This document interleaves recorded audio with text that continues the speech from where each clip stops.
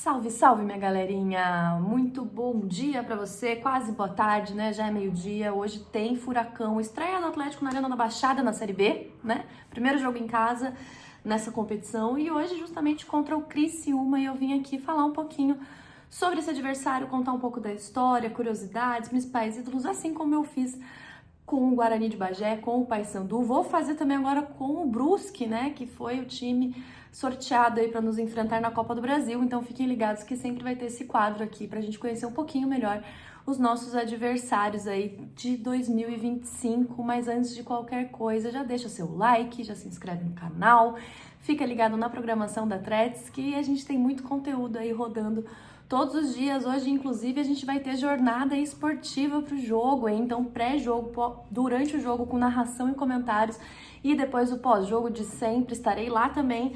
Então, fiquem ligados aqui na Threads, que o dia inteiro hoje tem muito trabalho por aqui. Bora falar um pouquinho sobre o Criciúma, então. A história do Criciúma começa em 47, ainda com o time que se chamava Comerciário.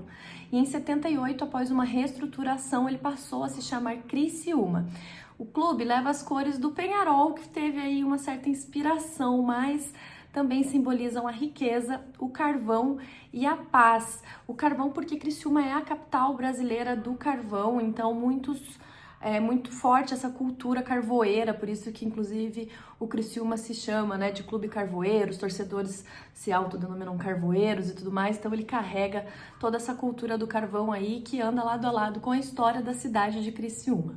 O grande momento do Criciúma veio lá em 91, sob o comando de Luiz Felipe Scolari, o Felipão. O Criciúma foi campeão invicto da Copa do Brasil, sendo o único time catarinense a ter um título de Série A, de nível nacional, como, né, o título da Copa do Brasil, dessa importância, né? Os outros clubes têm aí campeonatos de Série B e tudo mais, mas nessa relevância só o Criciúma tem essa Copa do Brasil aí em 91, sob o comando de Luiz Felipe Scolari, e isso garantiu uma vaga na Libertadores de 92, e o Criciúma não foi de bobeirinha para a Libertadores não, hein? Chegou até as quartas de final e acabou sendo eliminado pelo São Paulo, de Tele Santana, que foi o campeão dessa edição e depois foi campeão mundial. Então, assim, perdeu para o campeão mundial na primeira Libertadores que participou. Então, o Criciúma trouxe toda essa visibilidade para o futebol catarinense lá na década de 90. E depois desse auge, o Criciúma entrou numa montanha russa, oscilando entre acessos e rebaixamentos, e Série B, e Série C, e volta para Série A,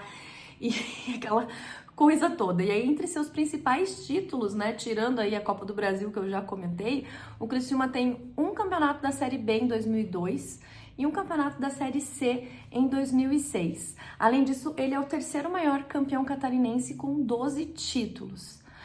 Bom, em 2024, ano passado, o Criciúma foi disputar a Série A depois de 10 temporadas na Série B. Estava desde 2014 até 2023 na Série B, conseguiu o acesso, subiu, disputou a Série A e foi rebaixado junto com a gente ali em 2024, coladinho na gente ali, uma colocação abaixo do Atlético Paranaense.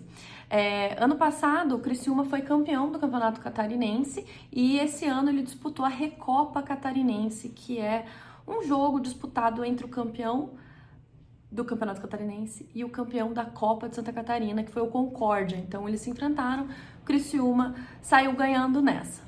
Já no Campeonato Catarinense desse ano, o Criciúma começou muito bem, né? Até ganhou do Avaí por 3-0, mas acabou caindo aí para o Joinville nas quartas de final, numa disputa de pênaltis que teve 8 pênaltis convertidos para o Joinville e 7 pênaltis para o Criciúma. Inclusive, esse é um dos grandes confrontos aí, é o clássico, né? Joinville e Criciúma são muito rivais, e desde que o Joinville saiu um pouco de cena nacional, a Chape tá pegando um pouco esse lugar de principal rival do Criciúma, mas historicamente o principal rival do Criciúma é o Joinville. Como é de praxe, vou trazer aqui alguns dos principais ídolos do Criciúma, tá, gente? Vanderlei Mior, meia atacante, é o maior artilheiro da história do clube com 84 gols em 413 jogos. Ele conquistou 4 títulos estaduais e a Copa do Brasil de 91, estava ele lá presente.